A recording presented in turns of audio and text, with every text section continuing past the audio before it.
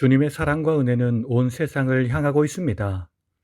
우리가 그 사실을 기억한다면 오늘 우리는 주님께서 내게 베푸신 그 사랑을 들고 세상에 나아가 주님의 사랑을 알지 못하는 사람에게 전하며 살게 될 것입니다. 오늘 이 하루 내가 만나는 모든 사람에게 주의 사랑과 은혜를 전하는 하루가 되길 기도합니다. 오늘은 시편 112에서 114편을 통독하겠습니다. 112편 저자 미상 지혜시 여호와의 의를 행하는 자들이 누릴 복락들. 1절 여호와의 계명을 지키는 자의 복. 여호와를 경외하며 그의 계명을 크게 즐거워하는 자는 복이 있도다. 2에서 9절 여호와의 계명을 지키는 자가 누릴 복에 대한 구체적 진술. 그의 후손이 땅에서 강성하며 정직한 자들의 후손에게 복이 있으리로다. 그의 마음이 견고하여 두려워하지 아니할 것이라. 그의 대적들이 받는 보응을 마침내 보리로다. 10절 의인과 대조되는 악인의 운명. 악인은 이를 보고 한탄하여 이를 갈면서 소멸되리니 악인들의 욕망은 사라지리로다. 본시는 저자를 알 수 없지만 어떤 사람은 본시가 시편 111편과 마찬가지로 비슷한 분량이며 알파벳 순서에 따라 진행되는 답관체인 것, 그리고 시편 111편에서 하나님을 묘사하며 사용된 단어들이 동일하게 사용된다는 점에서 시편 111편의 저자가 동일하게 지은 것으로 보기도 합니다. 시편 111편은 여호와 경외와 계명 준수의 권면으로 끝나며 본시는 여호와를 경외하고 계명을 지키는 자의 복을 선언하는 것으로 시작합니다. 그리고 그 이하의 내용은 이러한 자의 복과 대조되는 악인의 소멸을 선언하는 내용입니다. 이처럼 111편과 112편은 밀접한 관계를 맺고 있습니다. 113편 저자 미상 감사 예배시 주의 종들을 향한 여호와 찬양 촉구와 찬양의 이유 선언. 1에서 3절 온 세상을 향한 영원한 여호와 찬양 촉구. 할렐루야 여호와의 종들아 찬양하라. 여호와의 이름을 찬양하라. 이제부터 영원까지 여호와의 이름을 찬송할지로다. 4에서 9절 여호와를 찬양해야 할 이유들. 가난한 자를 먼지더미에서 일으키시며 궁핍한 자를 거름더미에서 들어 세우시는도다. 임신하지 못하던 여자를 집에 살게 하사 자녀들을 즐겁게 하는 어머니가 되게 하시는도다. 시편에는 할렐시가 있습니다. 시편 111에서 118편을 제1 할렐시, 시편 136편을 제2 할렐시, 시편 146에서 150편을 제3 할렐시라고 부릅니다. 이 시들은 그 본문 내용 중에 찬양하라는 의미의 할렐이라는 표현이 자주 나오기 때문입니다. 본시에서 시인은 선민 이스라엘과 언약 관계에 있는 여호와를 향해 찬양을 촉구합니다. 이러한 본시와 시편 114편은 특별히 유대인의 가장 큰 절기인 6월절에 불려졌던 시입니다. 114편 저자 미상 감사 예배시 선민 역사의 출발점인 여호와의 출애굽 구원 역사 회상. 1에서 2절 선민 역사의 출발점인 출애굽 사건의 의의.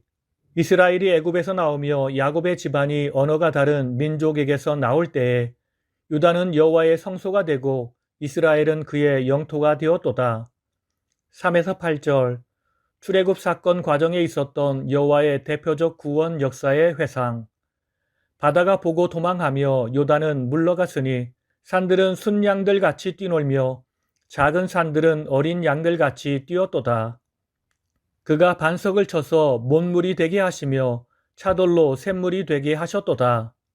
본시는 바벨론 포로에서 귀환하던 시절 익명의 시인이 귀환민들에게 과거 하나님께서 행하셨던 출애굽 사건을 회상케 함으로써 하나님의 초자연적인 구원 역사를 부각시키기 위해서 지은 것으로 추정됩니다. 출애굽이라는 주제는 시편에서도 빈번하게 등장할 만큼 중요한 주제로서 구약 선민 이스라엘에게 뿐만 아니라 신약 선민인 성도들에게도 중요한 의미를 지닙니다. 왜냐하면 선민의 구속 사건인 출애굽 역사는 그리스도를 통해 하나님이 만세 전에 택하신 백성들을 구속하실 사건을 예표하기 때문입니다. 오늘 말씀을 통해 주시는 교훈은 첫째로 하나님을 경외하는 의인은 흉한 소식에도 두려워하지 않습니다. 112편 7, 8절을 보면 하나님을 경외하여 그 계명을 지키는 자가 누릴 또 다른 복으로 그는 흉한 소식을 두려워 아니할 것이라고 하였습니다. 그리고 그 이유로 여호와를 의지하고 그 마음을 굳게 정하였기 때문이며 또한 대적이 받는 보응을 보게 될 것을 믿어 의심하지 않기 때문이라고 했습니다. 우리가 사는 세상에는 우리를 두렵게 하고 공포에 떨게 하는 일들이 많이 있습니다. 각종 질병에서부터 테러, 전쟁, 사고 등 사람을 두렵게 하는 요소들이 도처에 널려 있습니다. 이 두려움은 사람을 위축되게 하고 낙담하게 합니다. 그러나 하나님을 경외하는 의인은 두렵게 하는 일들이 생기고 흉한 소식이 들려와도 두려워하지 않습니다. 왜냐하면 의인은 하나님을 온전히 의지하기 때문입니다. 천지 만물의 주인이시요 주관자이신 하나님, 모든 일을 당신의 뜻대로 이루어 가시는 하나님을 의지하는데 두려울 것이 무엇이겠습니까? 하나님은 당신을 경외하는 자를 친히 지키시고 보호해 주십니다. 하나님을 경외하는 사람은 이 사실을 잘 알고 있습니다. 이에 대한 확신이 있습니다. 그러므로 아무리 두려운 일이 닥치고 흉한 소식이 들려와도 두려워하지 않게 되는 것입니다. 모세를 보십시오. 그는 앞으로는 홍해가 가로막고 있고 뒤로는 애굽 군대가 추격해 오는 상황에서도 두려워하지 않았습니다. 그는 도리어 두려워 떠는 이스라엘 백성들을 향하여 너희는 두려워 말고 가만히 서서 여호와께서 오늘날 너희를 위하여 행하시는 구원을 보라고 했습니다. 다윗은 수많은 원수들의 대적과 전쟁 중에서 그리고 사망의 음침한 골짜기에서 다니엘은 사자굴에서 다니엘의 친구는 풀무불 속에서도 두려워하지 않았습니다. 그렇습니다. 하나님을 경외하는 의인들은 세상 어떤 도전에도 두려워하지 않습니다. 왜냐하면 주님을 온전히 믿기 때문입니다. 우리가 바로 그런 사람이 되어야 하겠습니다. 두 번째, 성도는 찬양받기에 합당하신 하나님을 세상 만민에게 전해야 합니다. 113편 3절을 보면 해 돋는 데에서부터 해 지는 데에까지 여호와의 이름이 찬양을 받으시리로다 라고 했습니다. 여기서 해 돋는 데부터 해 지는 데까지란 온 세상을 가리키는 말입니다. 그렇습니다. 우리는 온 세상 사람들 앞에서 주님을 찬양하며 살아야 합니다. 이스라엘 백성들은 자신들만 선민이고 자신들만 주를 예배하는 백성으로 생각하여 세상의 복음을 전하며 살지 않았습니다. 그것이 그들을 교만하게 만들었고 그것이 그들을 멸망하게 만들었습니다. 하나님은 모든 열방으로부터 찬양과 경배를 받으시길 원하십니다.